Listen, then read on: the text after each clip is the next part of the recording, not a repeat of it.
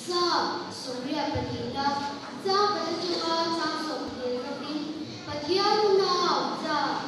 O Speo Gelpa, Iyam Nitu, Abdum Kun Nebion, Gelpa, Piatu, Kaitu, Ahain, Ema, Ani,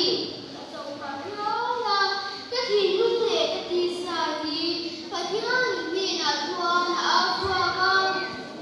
O Speo Gelpa, Galile, Kapatian, Ima Jambula, Tuan,